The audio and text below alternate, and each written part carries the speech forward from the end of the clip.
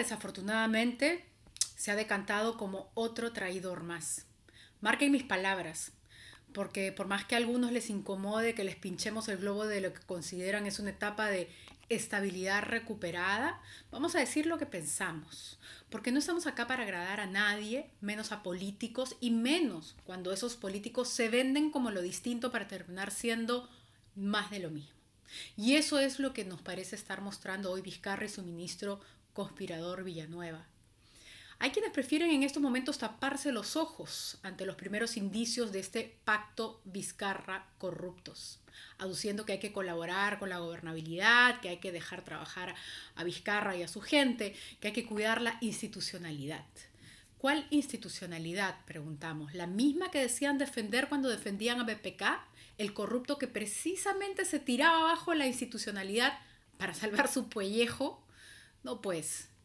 Yo entiendo que todos estamos bastante hartos de esta clase política infecta y que todos queríamos creer que había una esperanza tenue, pero esperanza al fin, de que Vizcarra podría ser alguien diferente. Pero cuando las evidencias empiezan a mostrar que no lo es y que Vizcarra solo es otro administrador de poder que está dispuesto a transar con lo corrupto para mantenerse en él, es el momento de dejar de creer en sus posibilidades y comenzar a deletrear las acciones que lo revelan como uno más del cogollo. Desde esta videocolumna denunciamos hoy, 5 de abril del 2018, el pacto obsceno con los más corruptos del Perú que Vizcarra y Villanueva han dejado traslucir en los últimos días. Las señales comienzan a ser claras y a sumarse. Quizás aisladas cada una de esas acciones no significarían tanto, pero en su conjunto deben llamarnos alarma. La primera señal política implícita que dio Vizcarra fue su silencio total acerca del ilegal indulto a Fujimori durante el discurso. Uno podía pensar que no era estratégico hacerlo, pero que al mismo tiempo en su discurso se llene la boca diciendo que será firme en combatir todas las acciones reñidas con la ley, vengan de donde vengan y cueste lo que cueste, y diciendo que desmontará todo esquema corrupto, es sintomático que no cayó sobre el indulto porque crea que fue una figura ilegal y que hay que revertirlo. Porque si va a ser coherente con su discurso a la nación, tendría que tener claro que el indulto a Fujimori ha sido precisamente lo más corrupto que se ha hecho en el gobierno saliente y desde el primer poder del Estado. Porque se canjeó ese indulto sin ser médico, sino político, penal, y mintiendo sobre una supuesta enfermedad terminal, porque se saltaron todos los procedimientos legales para hacerlo y porque además se hizo a cambio de blindarse de una acusación grave de enriquecimiento con Odebrecht. Entonces, el silencio en el discurso de Vizcarra sobre el indulto vacía de todo contenido sus palabras de supuesta lucha contra la corrupción. Y esta es una primera muestra del pacto de impunidad de Vizcarra con los corruptos. La segunda señal, esta sí fue explícita, que dio Vizcarra, fue la foto desde Palacio de Gobierno con Galarreta y la aprobación de esa ley que exceptuaba al Congreso de ser fiscalizado por funcionarios de Contraloría designados por la propia Contraloría.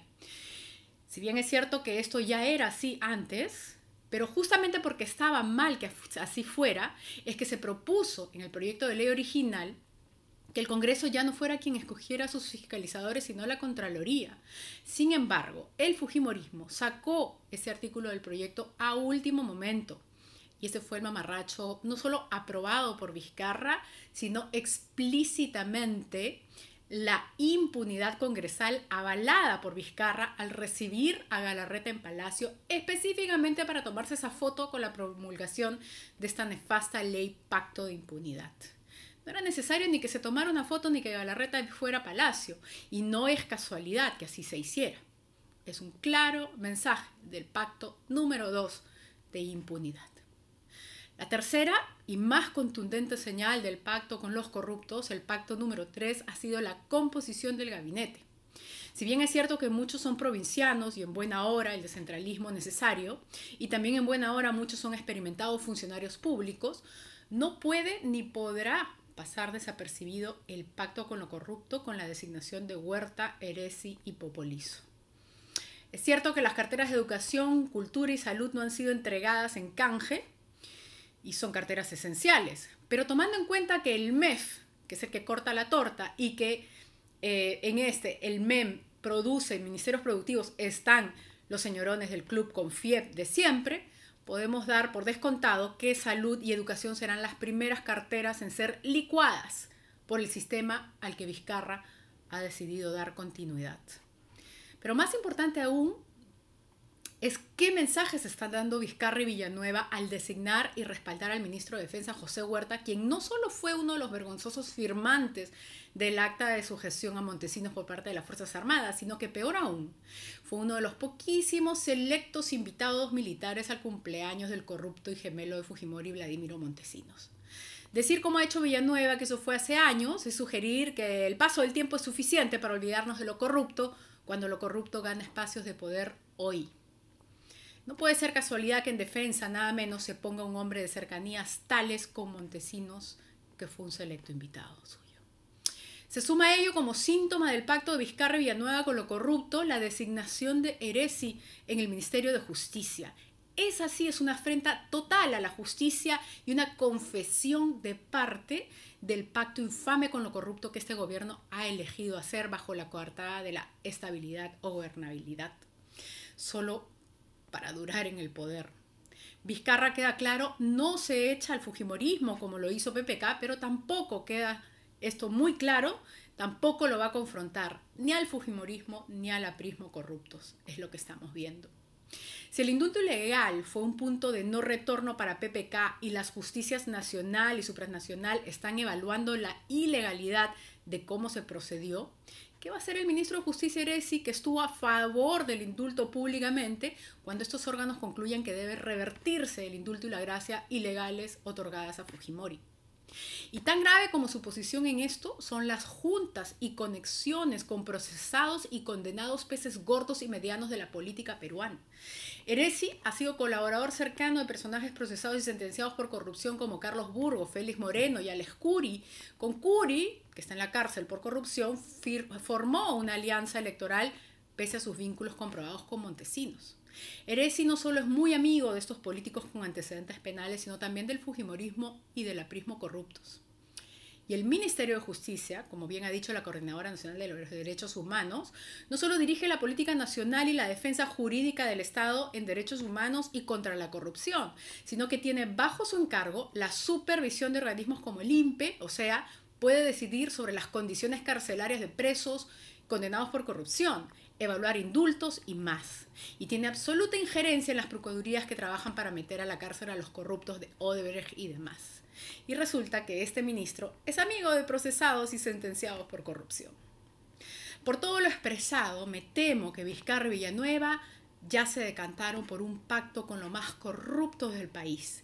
Piensan quizás que canjear la impunidad de los corruptos y normalizar la corrupción dándoles espacios de poder se justifica a cambio de su estabilidad en el poder, a su gobernabilidad. Confunden gobernabilidad con complicidad con la corrupción.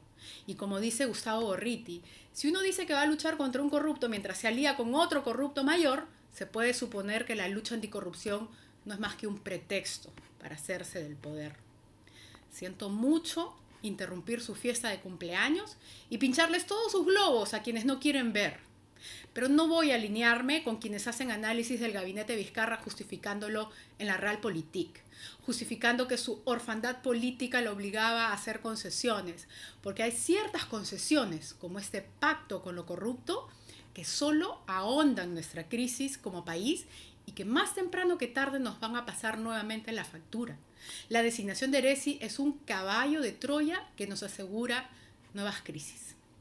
Porque lo corrupto no descansa, se organiza, diseñan sus blindajes de impunidad a costa de nuestra esperanza de justicia y a costa de seguir pervirtiendo nuestras instituciones de justicia y hartando al pueblo con su abuso de poder. Keiko está haciendo tiempo mientras se reestructura y recupera su mayoría congresal. Cuando Keiko venga por Vizcarra, el huérfano no tendrá de su lado ni siquiera a quienes somos ciudadanos políticamente conscientes y activos defendiendo al país, a quienes por lo demás Vizcarra como PPK cree que pueden ningunear sin costos políticos. Abramos los ojos.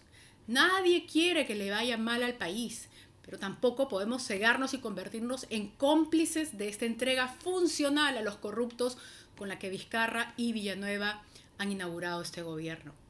Desgraciadamente, seguimos en crisis, solo que por un tiempo permanecerá contenida. Estamos avisados.